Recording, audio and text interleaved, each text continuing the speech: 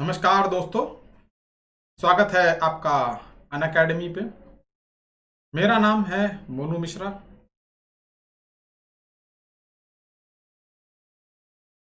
और मैं आपका यूजीसी एनटीए नेट का पेपर 1 पढ़ाऊंगा। इस चैनल पे हम कोशिश करेंगे कि एनटीए नेट का एग्ज़ाम क्वालिफाई कर पाएँ, आपको एक ज़ियारत दिलवा पाएँ। यही हमारा मेन एम है, यही हमारा मेन मोटो है कि let's crack NTA UGC net with us, that is Unacademy. दोस्तों, जैसे आपको पता ही है कि अन अकेडमी, जिसका आपने आजकल आपने आईपीएल में भी ऐड देखा होगा, अन अकेडमी इंडिया का लार्जेस्ट ऑनलाइन लर्निंग प्लेटफॉर्म है, जहां पे आप एक सब्सक्रिप्शन के साथ अनलिमिटेड लाइव और रिकॉर्डेड कोर्सेज का को यूज कर सकते हैं या फिर समझ सकते हैं जस्ट 1 सब्सक्रिप्शन के साथ। थोड़ा सा जुकाम है। बेसिकली अगर आप अन अकेडमी का एक सब्सक्रिप्शन लेते हैं तो आपको मिलता है बेस्ट क्वालिटी का content from best quality of teacher around India at your home. घर बैठे बैठे हर किसी भी मौके पे कहीं से भी किसी भी डिवाइस से आप ये चीज तैयारी कर सकते हैं। So there is no limit to learning. So let's get started. तो सबसे पहली चीज मेरा बताने का दायित्व कि अन अकेडमी का सब्सक्रिप्शन लेने पे क्या मिलता है। अन अकेडमी का सब्सक्रिप्शन लेने पे मिलता है डेली लाइव क्लासेस। ये बिल्कुल जब भी आप क्लास लेते हैं डेली लाइव, मेरी भी लाइव क्लासेस होती हैं अन अकेडमी पे, आप मुझे ज्वाइन करेंगे तो आपको मैं ज़रूर मिलूंगा। वहाँ पे आप मुझसे बात कर सकते हैं, एंगेज कर सकते हैं डिस्कशंस में, डाउट पूछ सकते हैं, आंसर करूंगा मैं आपका सब चीज़ों का while the class is going on.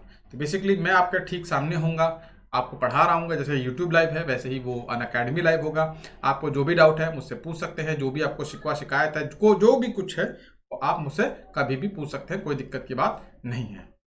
Secondly, एक एग्जाम की तैयारी करने के पर्सपेक्टिव से इंपॉर्टेंट चीज है कि आप अपनी परफॉर्मेंस को टाइम टू टाइम एनालाइज करते रहें। तो उस एनालाइज करने के लिए ही हम लाइव टेस्ट और क्विज करेंगे। लाइव टेस्ट और क्विज से क्या होगा, आपकी परफॉर्मेंस एनालाइज होती रहेगी। रेगुलर इंटरवल पे आपको मॉक टेस्ट मिलते जाएंगे कि आप आइए, अच्छा आपने कितना पढ़ा है, इसको चेक कीजिए। तो जब आप रोज मॉक टेस्ट देते हैं ना, तो आपको ये पता चल जाता है कि आप कितना अच्छा समझ रहे हैं, आप चीजों को कितना अच्छा समझ पा रहे हैं और कहाँ पे आपका प्लस पॉइंट है, कहाँ पे आपका नेगेटिव पॉइंट है। मतलब किन टॉपिक पे आपको थोड़ा सा ज्यादा ही मेहनत करने की जरूरत है और किस टॉपिक पे आप कम मेहनत करके भी काम चला सकते हैं। तो ये बहुत अच्छी चीज है। साथ ही साथ अन अकेडमी पे आपको मिलता है स्ट्रक्चर्ड कोर्सेज। जी हाँ, स्ट्रक्चर्ड कोर्सेज।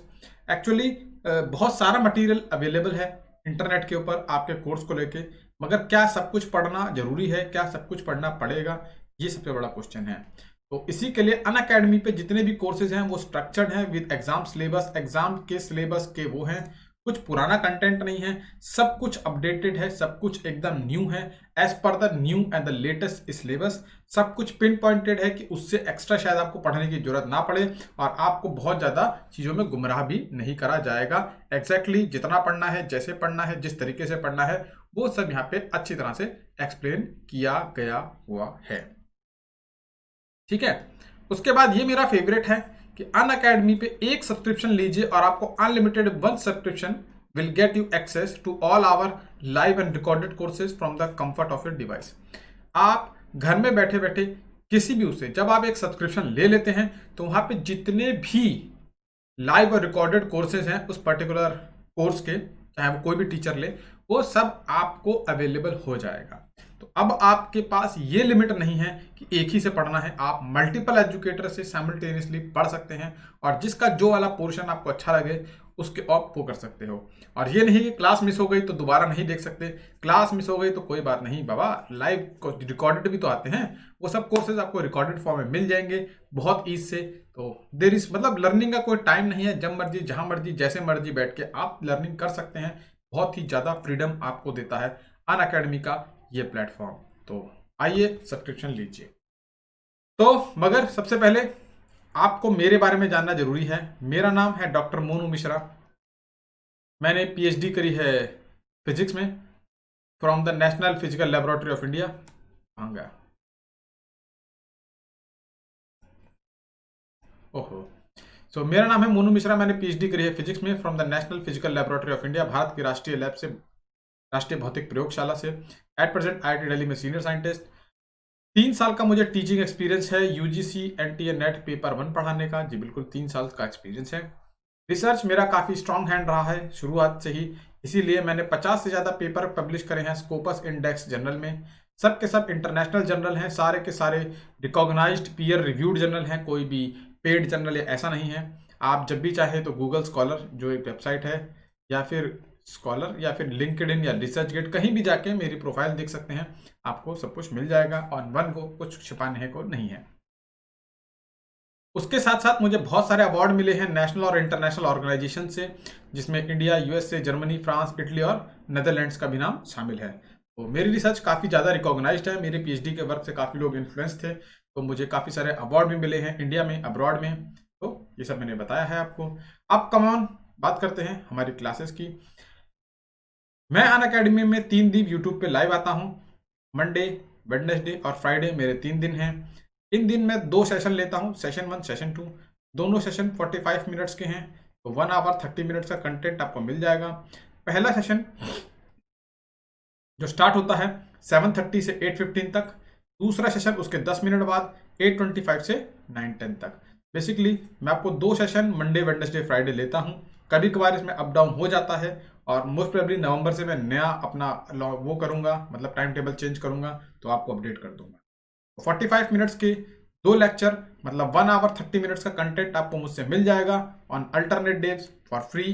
तो ज्वाइन कीजिए, इस चैनल को सब्सक्राइब कीजिए, लाइक कीजिए, वीडियोस को शेयर कीजिए, सारा कंटेंट, ताकि और भी काफ़ी सारे लोग इससे फ़ायदा उठा सकें। और मेरी तरह ही बहुत सारे अनअकैडमी के टॉप एजुकेटर हैं जो अवेलेबल हैं अनअकैडमी के प्लेटफॉर्म पे, जिन्हें आप ज्वाइन कर सकते हैं। तो जाइए, अनअकैडमी की ऐप डाउनलोड कीजिए और स्टार्ट कीजिए लर्निंग। चलिए, आपका सबसे बड़ा क्वेश्चन जो मुझे पता है आपके माइंड में होगा, वो यही होगा कि अनअकैडमी पे रजिस्टर कैसे करना है, how to register for Unacademy subscription platform. तो इसके लिए बहुत इजी चीज़ है, आप जाइए, iOS यूज़ करते हैं तो एप्पल स्टोर पे जाइए, एंड्रॉयड यूज़ करते हैं तो गूगल प्ले स्टोर पे जाइए, अनअकैडमी का ऐप डाउनलोड कीजिए। जब अनअकैडमी का डाउनलोड करेंगे ऐप, वहाँ पे सब्सक्रिप्शन का ऑप्शन आता है। सब्सक्रिप्शन के ऑन में आप कोर्स चुन लेंगे, कोर्स आपका होगा एनटीए यूजीसी नेट, और सब्सक्रिप्शन ले लेंगे। सब्सक्रिप्शन लेने के लिए काफ़ी ऑप्शन आते हैं, 1 महीने से लेकर 24 महीने तक का सब्सक्रिप्शन अवेलेबल है। 1 महीने का लगभग 2100 का है और 24 महीने का लगभग 16,000 का है। तो ये वो है, मगर मेरी पर्सनल चॉइस रहेगी कि आप 12 महीने का सब्सक्रिप्शन या 24 महीने का सब्सक्रिप्शन लें, क्योंकि एक तो ये काफ़ी अफोर्डेबल है और इतना टाइम यूजुअली कई बार लग जाता है तैयारी करने में, तो 12 महीने सफिशियंट है। तो 12 महीने का सब्सक्रिप्शन लीजिए। आप ये देख रहे होंगे हर जगह लिखा है 10% ऑफ। ये 10% ऑफ तभी मिलेगा जब आप ये मोनू वाईटी, मेरा रेफरल कोड है, ये यूज कीजिए। चाहे आप 1 महीने का सब्सक्रिप्शन लें, चाहे आप 12 महीने का सब्सक्रिप्शन लें, अगर आप मोनू वाईटी ये कोड यूज करेंगे तो आपको 10%, 10% का डिस्काउंट मिलेगा ही मिलेगा। So if you want to avail 10% discount, तो अनअकैडमी का सब्सक्रिप्शन लीजिए, मोनू वाईटी डालिए, और आपको सारा कंटेंट मिल जाएगा। मेरी लाइव क्लासेस मिलेंगी, बहुत कुछ मिलेगा एक सिर्फ क्लिक के साथ। तो ये था अनअकैडमी का सब्सक्रिप्शन लेने का, लीजिए, अच्छा है, मैं रेकमेंड करता हूं। अब आते हैं मेन पार्ट के बारे में। लास्ट जो क्लास थी, जो सेशन 1 था, उसमें मैंने राइटिंग का रिसर्च प्रपोजल बताया था कि राइटिंग का रिसर्च रिपोर्ट के बारे में बताया था। वहां मैंने आपको बताया था कि रिसर्च रिपोर्ट क्या होती है, क्या कैरेक्टरिस्टिक्स होती है, क्या क्या कंटेंट उसमें होता है, किस किस तरह की होती है, ठीक है, और ये सब चीज़ें। बेसिकली एक रिसर्च रिपोर्ट के बारे में एक आपको ओवरव्यू दिया था कि रिसर्च रिपोर्ट क्या है, क्या क्या उसमें होता है, क्यों होता है, क्या कैरेक्टरिस्टिक्स हैं, क्यों लिखी जाती है, कैसे लिखी जाती है, और उसमें किस किस तरह की रिसर्च रिपोर्ट होती है, ठीक है। तो ये सब तो मैंने आपको ब्रीफली बता ही दिया था। अब आते हैं मेन चीज। मैंने वहां पे आपको ये चीज बताई थी कि आपके लिए 2 ही चीज महत्वपूर्ण है, एक है थीसिस और दूसरा है डिजर्टेशन। डिजर्टेशन हमारे यहाँ मास्टर्स वाले लोग करते हैं, थीसिस करते हैं पीएचडी वाले लोग। तो आपके लिए थीसिस और डिजर्टेशन बहुत इंपॉर्टेंट है।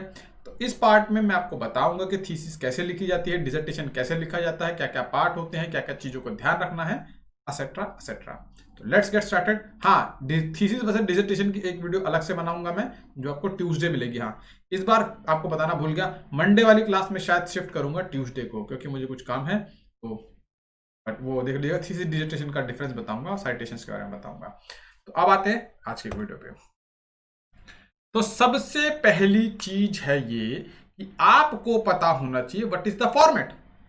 ये what is the format of research report. Research report का फॉर्मेट क्या है, कैसे लिखी जाती है, ये समझना बहुत जरूरी है। तो फॉर्मेट ऑफ रिसर्च रिपोर्ट, तो सबसे पहले आते हैं प्राइमरी पेजेस। ये सब प्राइमरी मतलब शुरुआत के पेजेस हैं जो लगाए जाते हैं, जिनका अपना अलग अलग महत्व है, जिसको समझना उतना ही जरूरी है। तो सबसे पहला होता है टाइटल पेज, सर्टिफिकेट, डिक्लेरेशन, फिर आप एक्नॉलेजमेंट लगाते हैं, फिर कंटेंट लगाते हैं कि किस पेज पे क्या है, टेबल, चार्ट, एब्रीविएशन, और ये आपकी मेन रिपोर्ट होती है। इसमें आपका आता है introduction, review of literature, conceptual framework, finding, conclusion, suggestion, recommend, bibliography, annexure. ठीक है। फिर एक और पार्ट होता है जिसे कहते हैं सप्लीमेंट्री। ये तो मेन रिपोर्ट है, सप्लीमेंट्री ये दोनों आ जाते हैं आपके मे और मे नोट भी। अगर आप चाहें तो इसे मेन रिपोर्ट में भी डाल सकते हैं, और चाहें तो इसे MENTARY सप्लीमेंट्री में भी डाल सकते हैं। इसे मेन रिपोर्ट में भी डाल सकते हैं और सप्लीमेंट्री में भी डाल सकते हैं। पहले मैं आपको डिफरेंशिएट बताता हूं, ये बहुत इंपॉर्टेंट चीज है। प्रिलिमिनरी पेजेस का मतलब रिसर्च से कोई इतना लिंक नहीं होता। ये पेजेस इसलिए लिखाए जाते हैं ये बताने के लिए कि जो भी रिसर्च आप कर रहे हो, एक तो ये क्या है, ये सही करी गई है, इन्हीं लोगों का धन्यवाद भी कर रहा हूं, ये सब मतलब जस्ट इंट्रोड्यूस करते हैं योर रिसर्च को। मेन रिपोर्ट में आप बताते हो कि कहाँ से प्रॉब्लम बनाई, कैसे लिटरेचर रिव्यू करा, कैसे मेथोडोलॉजी यूज करी, क्या मेथोडोलॉजी यूज करी, क्या डाटा आया, फिर डेटा को एनालाइज करा, फिर डेटा को एनालाइज कैसे करा, फिर क्या रिजल्ट निकल के आया, रिजल्ट को कैसे एनालाइज करा, क्या इंटरप्रिटेशन है, और कहाँ इस्तेमाल होके आगे का स्कोप है। मेन रिपोर्ट है। और तीसरा पार्ट एक होता है सप्लीमेंट्री का। कई बार क्या है, कुछ आप ऐसे काम कर रहे होते हैं जो आपको लगता है कि मेन रिपोर्ट में डालने की जरूरत नहीं है। मैंने पिछली वाली वीडियो में बताया था कि use figure and tables only where necessary, जहां आपको जरूरत है वहीं और फिगर और टेबल की यूज कीजिए। मगर कई बार ऐसा है कि आपको लगता है कि हाँ ये फिगर मेरे को डालनी चाहिए, मगर इतनी भी जरूरी नहीं है कि मेन में डालूं, तो आप उसे सप्लीमेंट्री में भी डाल सकते हैं। सप्लीमेंट्री मैंने सहयोगी, कि अगर आपको कोई चीज लगता है कि ये रिसर्च समझने के लिए ये फिगर थोड़ी काम आ सकती है, जरूरी नहीं है, अगर नहीं भी डालोगे तो भी काम चल जाएगा, मगर आप वो फिगर डाल दोगे तो थोड़ा सपोर्ट मिल जाएगा रिसर्च को, थोड़ी अच्छी हो जाएगी, तो इसके लिए आप डाल सकते हो। इसको कहते हैं सप्लीमेंट्री इंफॉर्मेशन, तो आप उसे सप्लीमेंट्री में डाल सकते हो। Supplementary is nothing but support का काम करती है, कि हो चाहे ना हो। सीधी बात, आप किसी लड़ाई करने जा रहे हो, आपके साथ 4 लोग हैं और आपके 2 फर्जी नकली वाले दोस्त आ जाएं। वो नकली वाले दोस्त वो हैं जो आपके लड़ाई में लड़ेंगे नहीं आपके लिए, बस वो हैं, मगर फिर भी अच्छा लगता है ना कि साथ चल रहे हैं, 6 लोग अच्छे लगते हैं। तो वो नकली दोस्त की तरह हैं जो साथ चल रहे हैं, अच्छे लगते हैं, मगर वो आपके किसी काम नहीं आएंगे, लड़ाई शुरू होती भाग जाएंगे। ठीक है, तो वही सजावट के लिए, सजावट वाली चीजें हैं। ठीक है, सजावट वाली चीजें, नॉट यूजली कंपल्सरी बट सजावट की चीजें। तो पहले बात करते हैं प्रिलिमिनरी पेजेस की। ये सब आपका मतलब ये सब चीजें जो हैं, ये सब चीजें आपका पूरे रिसर्च का फॉर्मेट है। ये चाहे आप थीसिस लिखें, चाहे आप डिसर्टेशन लिखें, ये सारी चीजें आपको डालनी ही पड़ेंगी। टाइटल पेज भी डालना पड़ेगा, सर्टिफिकेट भी डालना पड़ेगा, डिक्लेरेशन भी, एक्नॉलेजमेंट भी, ये वो है। कई बार आप एक्नॉलेजमेंट डिक्लेरेशन नहीं भी डालते हैं, चल जाता है काम, कोई दिक्कत नहीं है। बाकी सब तो एब्रीविएशन नहीं भी डाले तो भी चल जाता है, मगर डालना चाहिए। आई रेकमेंड कि सब डालना चाहिए। तो आपको थोड़ा सा इंट्रोड्यूस कर देता हूँ चीज़ों के लिए है। What is title page? Title page होता क्या है? ठीक है, इरेजर का ऑप्शन नहीं आता क्या इसमें? नहीं है, चलो छोड़ो। तो टाइटल पेज क्या होता है? टाइटल पेज होता है जो आपकी रिसर्च का टाइटल है। आप सब लोग जानते हो, कहोगे सर आप फिर वही रिसर्च ले आए। Effect of covid on Indian economy या फिर इंडियन जीडीपी एंड अनएम्प्लॉयमेंट, ये मेरा टाइटल है। तो मैं लिखूंगा दिस, मतलब effect of this has been studied by Monu Mishra and submitted to XYZ University under the guidance of XYZ। तो यहाँ पे आप लिखते हो कि आप क्या काम किया है, कहाँ काम किया है, किसके साथ काम किया है, कब काम किया है, जुलाई, जनवरी फरवरी, जिसमें 2020, 2030, 2050, 2010। तो टाइटल पेज में आप टाइटल डालते हो अपना, साथ ही साथ लिखते हो कि किसने करा है, किसके साथ करा है, कब करा है, कहाँ करा है। तो ये जरूरी है कि टाइटल पेज मतलब बुक का गत्ता पहला, जो बुक के ऊपर सबसे पहला गत्ता होता है ना, ये बुक का पहला वाला गत्ता है जो सबसे ऊपर लिखा होता है। ठीक है, ये होता है। उसके बाद आपका आता है सर्टिफिकेट।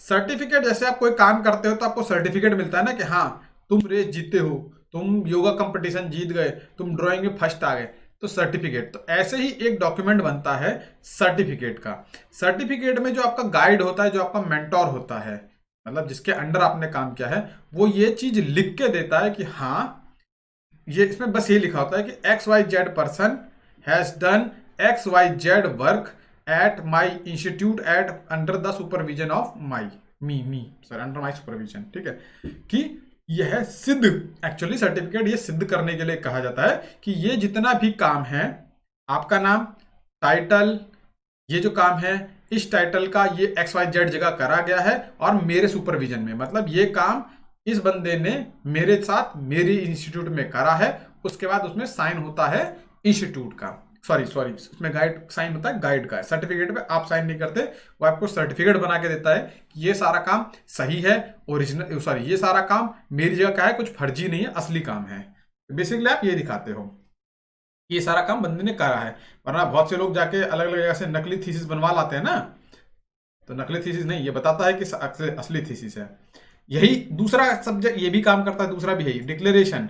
डिक्लेरेशन में आप, जैसे आपको पता है इंडिया में आजकल इतनी फर्जी रिसर्च हो रही है कि 2-2 हजार, 5-5, 10-20 हजार रुपए देके लोग नकली थीसिस बनवा रहे हैं, नकली वो बनवा रहे हैं। तो इसीलिए आजकल यूनिवर्सिटी ने कहा कि भैया डिक्लेरेशन दो। डिक्लेरेशन में आप ये डिक्लेयर करते हो कि ये काम जो है, जो भी आपका टॉपिक था, वो मैंने ही किया है, ओरिजिनल काम किया है, कोई नकली नहीं है। ये जब आप थीसिस लिखवाते तो फर्जी काम दे रहे थे, कुछ करा नहीं होता, बस लिख के देते हैं।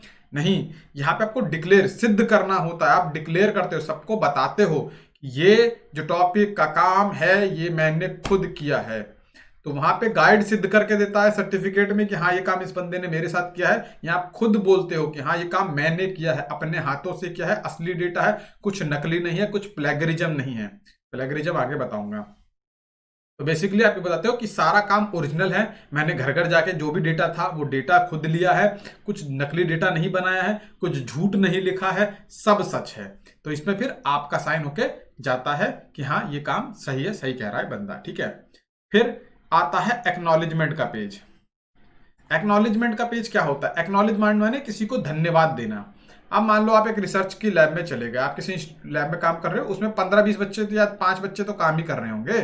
तो आपने किसी से कुछ काम लिया होगा, किसी ने आपकी मॉरल हेल्प करी होगी, किसी ने आपको सपोर्ट करा होगा, किसी ने आपके लिए इंस्ट्रूमेंट चला दिया होगा, किसी ने आपको कुछ दिया होगा, कहीं से आपने डेटा लिया होगा किसी इंस्टीट्यूट से।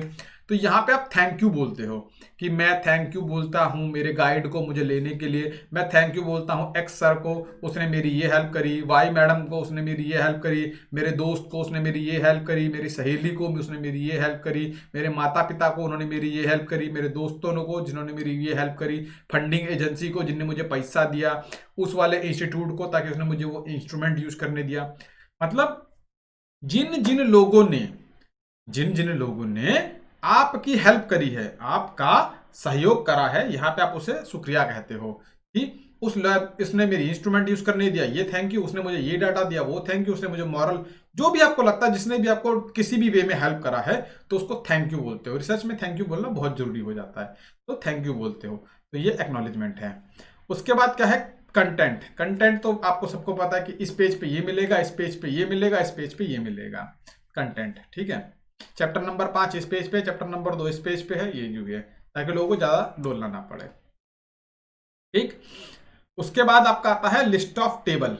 आपने मान लो 10-15 टेबल डाली हैं, तो आप लिखोगे कि टेबल नंबर 1 जो दिखाती है इंडियन जीडीपी के आंकड़े, वो पेज नंबर 10 पे है। टेबल नंबर 2 जो दिखाती है इस चीज के आंकड़े, वो पेज नंबर 50 पे है। टेबल नंबर 3, तो जहां जहां भी आपने टेबल, जिस पेज पे टेबल डाली है, उसका आप टेबल का टाइटल और टेबल का पेज नंबर लिख देते हो कि ये टेबल नंबर 1 उसका टाइटल ये है, ये इस पेज पे है। टेबल नंबर 2 इसका टाइटल ये है, ये इस पेज पे है। टेबल नंबर 3 ये है। यही काम आप चार्ट के साथ, फिगर भी कहते हैं इसे, फिगर भी रख लो और कि ये फिगर नंबर 1 इस पे, ये टाइटल इस पेज पे है, फिगर नंबर 2 ये टाइटल इस पेज पे है, फिगर नंबर 3 ये टाइटल उस पेज पे है। ठीक है, तो आप ये बता देते हो। फिर लिस्ट ऑफ एब्रीविएशन, अब आपने कोई एब्रीविएशन यूज करी, आपने मान लो हर जगह जीडीपी लिखा है, तो ये बताओगे ना कि जीडीपी, जीडीपी का मतलब है ग्रॉस डोमेस्टिक प्रोडक्ट। ठीक है, फिर आपने लिखा आईएमएफ, आईएम माने Indian monetary fund, international monetary fund. तो जितनी भी आपने एब्रीविएशन यूज करी है उसके बारे में बताते हो, क्योंकि आप हर जगह तो पूरी पूरी लिखोगे नहीं, आप लिख देते हो जीडीपी, आईएमएफ, आरबीआई, एसबीआई, जो भी आप यूज कर रहे हो। ठीक है, तो वो क्या क्या एब्रीविएशन आपने यूज करी है उसको भी यहाँ पे एक्सप्लेन करोगे कि इस आरबीआई का मतलब है reserve bank of India, GDP का मतलब है ग्रॉस डोमेस्टिक प्रोडक्ट, जो भी है यहाँ पे आप डिक्लेयर करते जाओगे। ठीक है, ओके। फिर यहां से स्टार्ट होती है आपकी मेन रिपोर्ट। मेन रिपोर्ट में चैप्टर 1 क्या होता है, आप इंट्रोडक्शन और मेथोडोलॉजी, कि मैं ये करने जा रहा हूं, मैं ये यूं करूंगा, बैकग्राउंड बनाते हो, सीधी बात है, बैकग्राउंड बनाते हो और इंट्रोड्यूस करते हो अपने प्रॉब्लम को। फिर उसके बाद चैप्टर नंबर 2 में आप दिखाते हो लिटरेचर रिव्यू और मेथोडोलॉजी, सॉरी लिटरेचर रिव्यू को। ये चैप्टर जो है ना, ऐसा कोई फिक्स नहीं है, आप 10 चैप्टर भी बना सकते हो, 5 चैप्टर भी बना सकते हो, ऐसा कोई फिक्स नहीं है, मगर ये ऑर्डर फिक्स है। ऑर्डर फिक्स है, नंबर फिक्स नहीं है। आपको लिटरेचर रिव्यू तीसरे में दिखाना है दिखा लो, चौथे में दिखाना दिखा लो, मगर ऑर्डर यही रहेगा। फिर आपको तीन तीन पेज चैप्टर में शुरू में इंट्रोडक्शन दिखाना पड़ेगा। तो ऑर्डर फिक्स है, नंबर फिक्स नहीं है, कोई भी किसी भी हो सकता है। ठीक है, जब लिटरेचर रिव्यू दिखाने के बाद आप कंसेप्चुअल फ्रेमवर्क दिखाते हो कि क्या आपने मेथोडोलॉजी यूज करी, किस तरीके से फाइंड आउट करा। ठीक है, उसके बाद अपनी फाइंडिंग मतलब रिजल्ट एंड डिस्कशन हो गया, फिर अपने सजेशन और फ्यूचर वर्क हो गया, फिर बिब्लियोग्राफी डाल दिया, फिर एनेक्जेट डाल दिया और रिसर्च खत्म हो गई। अगर आपको कुछ लगता है तो अलग से सप्लीमेंट्री में दे दिया, और आपको नहीं लगता है तो आपने सप्लीमेंट्री में नहीं दिया। आपकी मर्जी पे, सप्लीमेंट्री देना कोई कंपलसरी नहीं है। ठीक है, मर्जी पे, अगर आपको लगता है तो दो, नहीं लगता है मत दो, कोई टेंशन की बात नहीं है। ये फॉर्मेट है जो आपको फॉलो करना होता है। इंडिया में क्या, हर जगह यही यूज होता है यार। जब भी आप थीसिस लिखोगे या फिर आप एक डिजर्टेशन लिखोगे, याद रखना पेपर का फॉर्मेट थोड़ा अलग होता है, पेपर में ऐसा फॉर्मेट नहीं चलता। ये सिर्फ किस किस का है, थीसिस और डिजर्टेशन का। पेपर का आपसे नहीं पूछेगा, पेपर में बिल्कुल नहीं, एग्जाम में नहीं पूछेगा कि रिसर्च आर्टिकल का, तो आपको थीसिस और डिजर्टेशन का ही याद रखना है। ठीक है, कोई दिक्कत समस्या वो नहीं होगी। चलो आगे चलते हैं। अब आते हैं प्राइमरी सेक्शन में, जो मैंने आपको बताया था कि आप आते हैं हम प्रिलिमिनरी सेक्शन में। ओके, तो प्रिलिमिनरी सेक्शन जो मैंने ये बताया ना आपको, ये प्रिलिमिनरी पेजेस, ये प्रिलिमिनरी सेक्शन आ गया। प्रिलिमिनरी सेक्शन में क्या होगा, title page, preface, content, table, figure map and list. सबसे पहले टाइटल पेज की blah blah blah blah blah blah research done by blah blah blah at under the guidance of blah blah blah at blah blah blah, बस। एक पहला page मान लो ये A4 sheet हो गई। यहाँ पे टाइटल लिख दिया, यहाँ पे लिखोगे बाय इसका नाम, फिर under the guidance of this का नाम, एट अपने इंस्टीट्यूट का नाम, और जुलाई 2020। ठीक है, जो भी आपका टाइम था। तो यहाँ पे टाइटल लिख दिया बड़े बड़े में अक्षरों में, ये टाइटल, ये फिर आपका नाम मी, फिर यहाँ पे आ जाएगा under the guidance of guide at this. तो दैट्स हाउ जो पहला टाइटल पेज है वो ऐसा होता है। ठीक है, पिक्चर बना दी। उसका प्रीफेस माने एब्स्ट्रैक्ट होता है, प्रीफेस को आप एक समझ लो एब्स्ट्रैक्ट भी डाल सकते हैं उसकी जगह। ये कई लोग डालते हैं, कई लोग नहीं डालते हैं, ये चॉइस है, मगर फिर भी मैं रेकमेंड करूंगा, ये गुड हैबिट है, अच्छी हैबिट है, डालना चाहिए। फिर टेबल ऑफ कंटेंट आ जाती है कि ये चीज इस पेज पे, चैप्टर 2 इस पेज पे, चैप्टर 3 इस पेज पे, चैप्टर 4 इस पेज पे। ठीक, उसके बाद लिस्ट ऑफ टेबल आ जाती है। लिस्ट ऑफ टेबल माने टेबल नंबर 1 ये एक्स पेज पे मिलेगी, टेबल नंबर 2 ये टाइटल है इस पेज पे मिलेगी, ऐसे करके। सेम फिगर का भी, फिगर नंबर 1 ये टाइटल इस पेज पे, फिगर नंबर 2 इस पेज पे। मैप डाल रहे हो, कुछ इलस्ट्रेशन डाल रहे हो, जो भी एक्स्ट्रा आप डाल रहे हो, फिगर टेबल सबका वही है। तो आपको पेज नंबर बताना पड़ता है कि मान लो कोई सिर्फ ये देखना चाहता है कि अच्छा ये इस फिगर में आपने ये कंपैरिजन करी है, ये कहाँ मिलेगा तो वो डायरेक्टली उस पेज पे कूद जाएगा, तो उसको बहुत ज़्यादा सर्च करने की जरूरत नहीं पड़ेगी। तो that is how it works, ये बहुत ईजी हो जाता है। ठीक है, ओके, तो समझ गए, इसमें तो कोई दिक्कत तो नहीं है।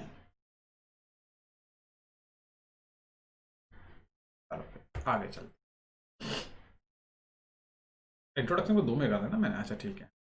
अब आता है इंट्रोडक्शन। ओहो, ये तो मस्त चीज है। यहां पे ही मैं आपको एक फ्रैंकली बात बताऊं, सबसे ज्यादा टाइम टेकिंग चीज इंट्रोडक्शन लिखना होता है। सही बता रहा हूं मैं, क्योंकि लोग शुरू में इंट्रोडक्शन लिखते नहीं है, सारी रिपोर्ट एंड में लिखते हैं। और जब सारी रिपोर्ट एंड में लिखोगे तो आपकी बैंड बजना का लाजमी है। मेरी खुद की बजी थी, मैं दूसरे का क्या बता रहा हूं। तो आपके मान लो थीसिस अगर आपको 30 डेज लगे हैं ना लिखने में, तो मैं श्योरली कह रहा हूं कि आपका 10 से 15 डेज तो सिर्फ और सिर्फ इसमें लग जाते हैं। तो इंट्रोडक्शन लिखना बहुत टफ चीज़ होती है, क्योंकि इंट्रोडक्शन में बहुत कुछ सर्च करना पड़ता है। आपको बहुत सारे पेपर पढ़ोगे तभी तो निकलोगे, बहुत सारे लिटरेचर रिव्यू करोगे तभी तो। ये आपको यहाँ पे अपनी प्रॉब्लम इंट्रोड्यूस करनी है कि मैं ये प्रॉब्लम पे काम क्यों कर रहा हूँ। ठीक है, आप किसी से ये पूछ लो जाके आप ये काम क्यों कर रहे हो, तो उसका जवाब देने में हमेशा शक पका जाएगा कि अरे क्या पूछ लिया भाई, इसका क्या आंसर दूं। तो ये टफ चीज होती है। तो यहाँ पे आपको जस्टिफाई करना पड़ता है कि मैं ये काम कर रहा हूँ, क्यों कर रहा हूँ, क्या जरूरत थी ये काम करने की। ठीक है, आप इंजीनियरिंग वालों के पास जाओ, पूछो भाई इंजीनियरिंग क्यों कर रहा है, बता देगा। बीएससी वाले के पास जाओ, पूछो बीएससी क्यों कर रहा है। आप एमएससी वाले के पास जाओ, एमएससी क्यों कर रहा है। जब आप ये बोलो ना क्यों कर रहे हो ये काम, तब बड़ा दिक्कत आती है। तो इसीलिए जस्टिफाई करना पड़ता है यहाँ पे अपनी प्रॉब्लम को। तो इसीलिए ये थोड़ा सा इंपॉर्टेंट हो जाता है, इसको टाइम लगता है इसको करने में। हाँ, तो इसमें क्या बताते हो, सबसे पहली चीज है भाई होना चाहिए, कहीं से लिया था, importance of the problem under investigation. सीधी बात, मैं अगर तुम ये काम कर रहा हूं, क्यों कर रहा हूं, क्या जरूरत है करने की। मुझसे पूछेगी मैंने पीएचडी कर ली, क्यों करनी है भाई पीएचडी, सब बोलेंगे साइंटिस्ट बनना है, साइंटिस्ट तो ना बन रहे सब, फिर क्यों करनी है पीएचडी। इंडिया में दिक्कत यही है, इंडिया में लोगों को पता ही नहीं होता कि वो काम क्यों कर रहे हैं। आप ये देखो ना, बच्चों को बस जैसे 12th पास हुआ इंजीनियर, मतलब डॉक्टर इंजीनियर, तीसरा कोई पेशा पैदा ही नहीं हुआ इंडिया में आज तक डॉक्टर इंजीनियर ही चल रहा है। जो करेगा डॉक्टर इंजीनियर, डॉक्टर इंजीनियर, क्यों भाई क्यों, क्यों डॉक्टर इंजीनियर, डॉक्टर इंजीनियर के अलावा और कोई प्रोफेशन दुनिया में एग्जिस्ट नहीं करता क्या। ठीक है, तो यहाँ पे ये टफ हो जाता है, यहाँ पे आपको बताना पड़ता है कि क्या काम करने जा रहे हो, why you want to do it, मतलब importance, what is the importance of your work, ये दिखाओ। ठीक है, ये टफ चीज है। Second, a review of literature review. अच्छा ठीक है, ये काम करने जा रहे हो, क्यों करने जा रहे हो, क्या क्या क्या करा है लोगों ने इसमें। आप इस टॉपिक पे पीएचडी करने जा रहे हो, आप इंजीनियरिंग करने जा रहे हो, क्यों कर रहे हो भाई, क्या किस, बहुत लोगों ने इंजीनियरिंग करी, आप क्या नया करने जा रहे हो। ठीक है, तो यहाँ पे बताया जाता है रिव्यू पुराने लिटरेचर के कि भाई ये हो चुका है, ये नहीं हुआ, इसीलिए मैं ये करने जा रहा हूँ। तो लिटरेचर का रिव्यू दिखाना पड़ता है, पढ़ना पड़ता है उसके लिए। फिर आपको दिखाना पड़ता है स्टेटमेंट ऑफ हाइपोथेसिस और रिलेशनशिप, मैं क्या करूंगा, मेरा हाइपोथेसिस क्या है, या फिर अगर मैं कुछ रिलेशन स्टडी कर रहा हूँ, दो चीजों के बीच में रिलेशनशिप स्टडी कर रहा हूँ, कौन सा रिलेशनशिप स्टडी कर रहा हूँ, जीडीपी और अनएम्प्लॉयमेंट वाला, कोविड-19 अनएम्प्लॉयमेंट, जो भी है। यहाँ पे आपको स्पेसिफिकली अपना हाइपोथेसिस और रिलेशनशिप क्या स्टडी करने जा रहे हैं वो बताना पड़ता है। उसके बाद अगला आता है डिलिमिटेशन ऑफ स्टडी, कि मेरी स्टडी क्या नया लेके आएगी, कि मेरी स्टडी कैसे इन चीजों से ऊपर है, कि जो आज तक जो लोगों ने करा वो ये चीज नहीं खोज पाए, तो मैं क्या नया खोजूंगा। वट वुड मेरी रिसर्च इन चीजों से कैसे अलग है, वाई हाउ, क्यों, क्या अलग है, क्या नया करने जा रहा हूं मैं, ये जस्टिफाई करना पड़ता है। तो डिलिमिटेशन। फिर आपकी स्टडी में अजम्पशन, आप क्या ज्यूम करके चल रहे हो, ये बताना पड़ेगा। अगर मैं ये काम कर रहा हूं तो मैं क्या ज्यूम करके चल रहा हूं, कि मैं ये काम इसलिए कर रहा हूं ताकि कोरोना की वैक्सीन बन जाए, ये बताओ। ठीक है, मैं ये काम इसलिए करने जा रहा हूं, अजम्पशन क्या है मेरे, कि मैं कोरोना की वैक्सीन बना दूंगा, मैं अनएम्प्लॉयमेंट घटा दूंगा, जीडीपी ऊपर, जो भी आज दुनिया को देने वाले हो बेनिफिट, जो भी हैं आपके रिसर्च के या बेनिफिशियरी जो भी हैं, वो सब बताने पड़ेंगे। और उसके बाद इंपॉर्टेंट टर्म्स, मेरी रिसर्च में जीडीपी एक बड़ा टर्म है, अनएम्प्लॉयमेंट एक बड़ा टर्म है, जो भी टर्मिनोलॉजी आपने यूज करी है, जो भी आप यूज करने जा रहे हो भविष्य में, उन सबको आपको बताना पड़ता है। That's our introduction. ये सब चीजें, यही चीजें टाइम लेती हैं कि अपनी को जस्टिफाई करना पड़ता है। यहाँ पे आपको खुद को जस्टिफाई करना पड़ता है कि मैं ये काम इसलिए कर रहा हूँ, ये है। करना तो कुछ भी ईजी है भाई, कुछ भी कर लो, क्या दिक्कत है, मगर क्यों कर रहे हो और क्या फायदा है और आगे जमाने को क्या फायदा मिलेगा, ये बताने में थोड़ी दिक्कत हो जाती है। ठीक है, ओके। सेकंड पार्ट में आप बताओगे मेथड्स और मेथोडोलॉजी को, कि मैंने क्या किया, मैंने क्यों किया, कैसे किया। How was the study conducted, कि स्टडी करी कैसे करी, एक्सपेरिमेंटल थी, डिस्क्रिप्टिव थी, इंपेरिकल थी, एनालिटिकल थी, कंसेप्चुअल थी, कौन सी थी, क्वालिटेटिव थी, क्वांटिटेटिव थी, कैसी स्टडी करी, हाउ कैसे करी, कि आपने डेटा कैसे लिया, आपने जो स्टडी करी उसमें डेटा लिया होगा, कैसे लिया डेटा, क्यों लिया, कैसे लिया, कैसे उन्हीं चीजों का डेटा लिया, from which population was the sample selected, आपने अगर डेटा लिया तो कैसे लिया, कौन सी पॉपुलेशन का डेटा लिया, कौन से एक्सपेरिमेंट का डेटा लिया और वही क्यों लिया, how many subjects were selected, कितने तरह के आपने डेटा लिए हैं ये भी बताओ। ठीक है, what were the demographic characteristics of the subject, अगर आपने इंसानों पे स्टडी कर रहे हो तो कौन से ग्रुप के थे, कैरेक्टरिस्टिक जो सिंपल, ये सब चीजें समझ रहे हो, ये आगे भी है क्या, हाँ ठीक है।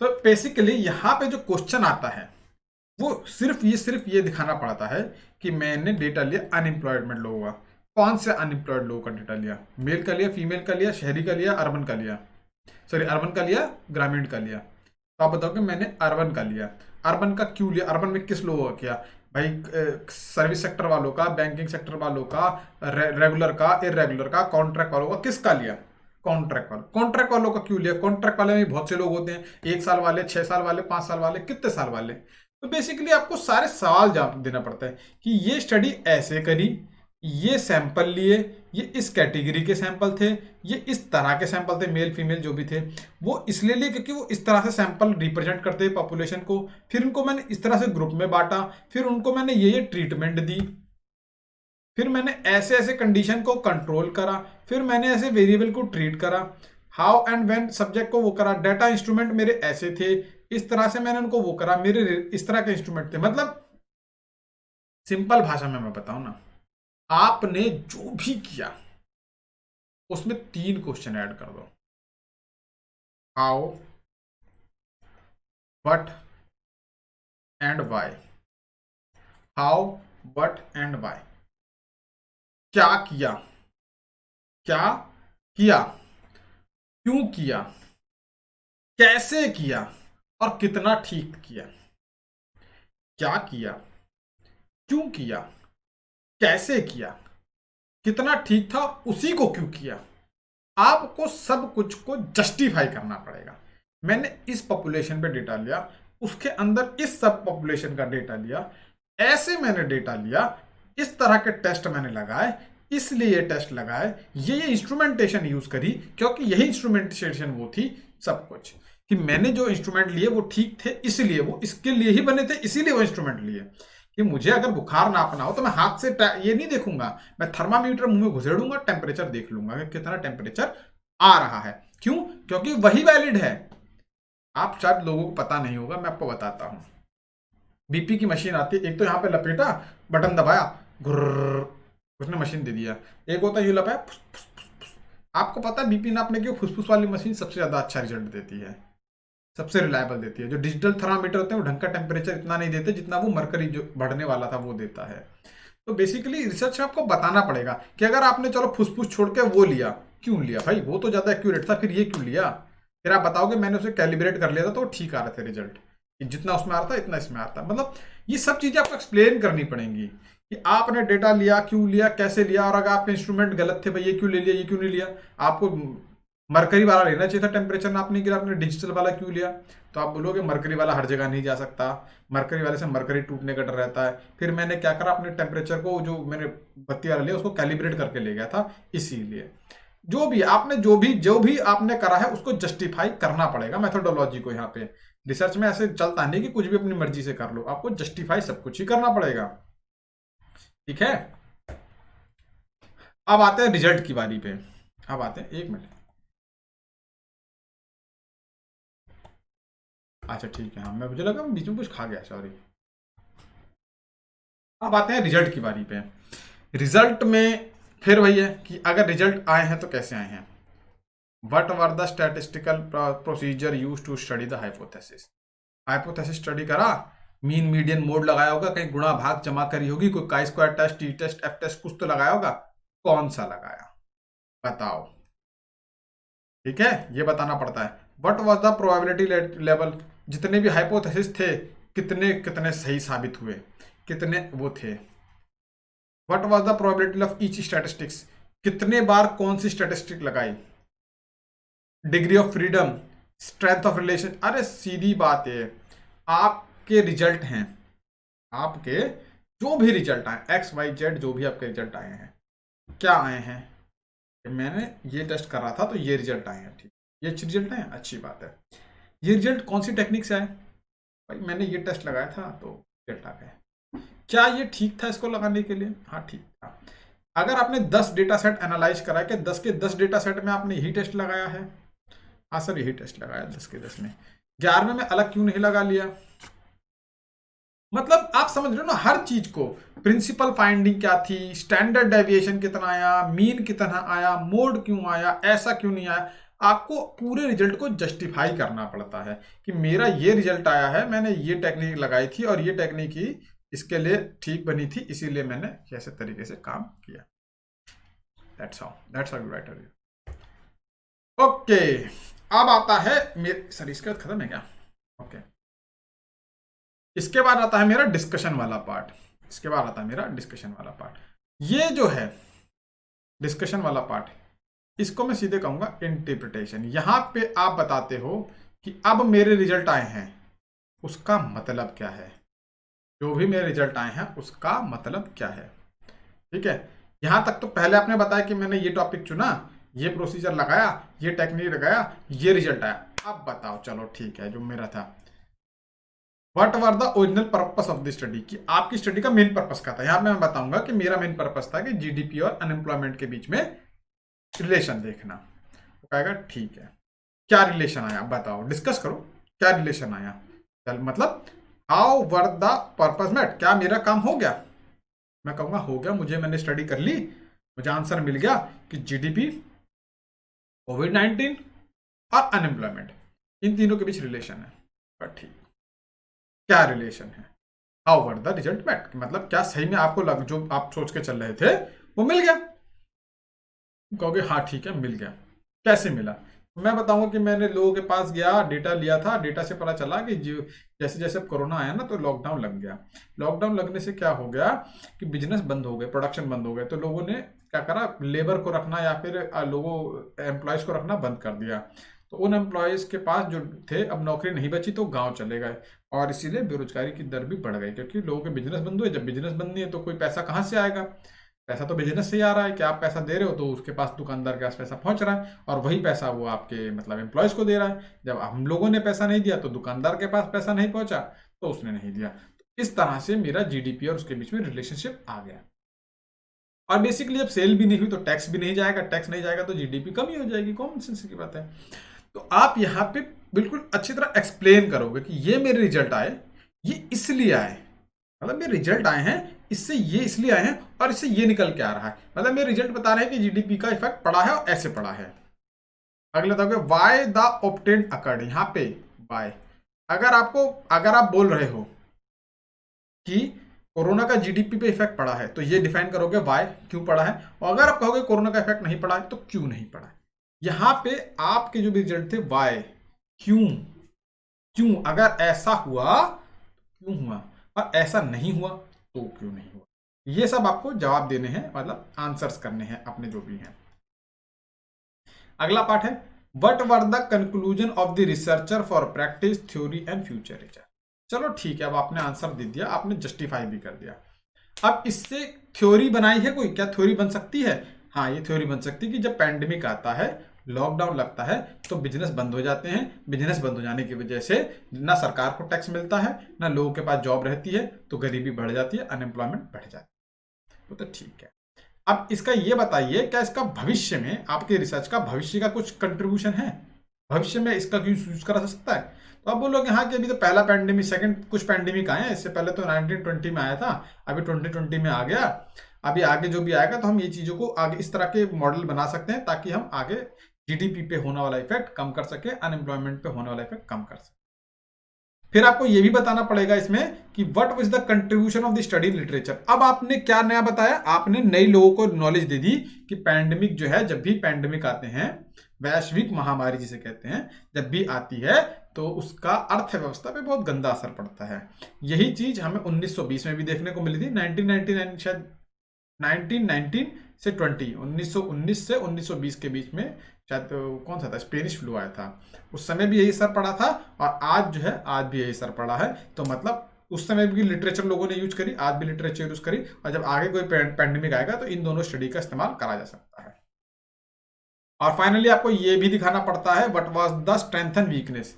आपकी रिसर्च ने ये तो अच्छा रिजल्ट बता दिया, मगर आपकी स्टडी में वीकनेस क्या हो सकती है कि मैंने ना सिर्फ 10 क्षेत्रों के लोगों को पढ़ा, काश मैं मतलब पूरे इंडिया का स्टडी सर्वे कर सकता, या फिर मैंने सिर्फ और सिर्फ जीडीपी पे करा, काश मैं इसका इफेक्ट जो है लोन वगैरह पे कर सकता था, नौकरी वगैरह पे कर सकता था, बिजनेस कैसे बंद हुए उस पर। मतलब जो आपकी स्टडी के प्लस पॉइंट है वो तो हाईलाइट करोगे, और जो लिमिटेशन थी वो भी आपको हाईलाइट करनी पड़ेगी कि क्या क्या तो मैंने स्टडी कर लिया और क्या क्या छूट गया, दोनों ही चीजें आपको बतानी पड़ेंगी। रिसर्च में हमेशा पॉजिटिव पॉजिटिव पे काम नहीं चलता, पॉजिटिव और नेगेटिव दोनों ही बताना पड़ता है। हालांकि आप जो 80% जो फोकस रखते हो पॉजिटिव पे और 10 से 15% फोकस रखते हो नेगेटिव पे, मगर ये नहीं है कि आप नेगेटिव नहीं बताओगे, आपको दोनों ही पॉइंट बताने पड़ेंगे। तो ये डिस्कशन है, डिस्कशन माने क्या मेरा हाइपोथेसिस टेस्ट हुआ तो कैसे हुआ, क्या क्या पता चला, ये क्या क्या लिटरेचर में ऐड कर रहा है, क्या क्या सुविधा मिलेगी आगे वाले पढ़ने वाले रिसर्चरों को, और क्या क्या चीजें छूट गई जो मैं सोचता था कि हो जानी चाहिए थी, ये सब भी आप बताओगे। That's how it works in research, ठीक है। और फाइनली आता है रेफरेंसिंग सेक्शन। अब रेफरेंसिंग सेक्शन क्या होता है,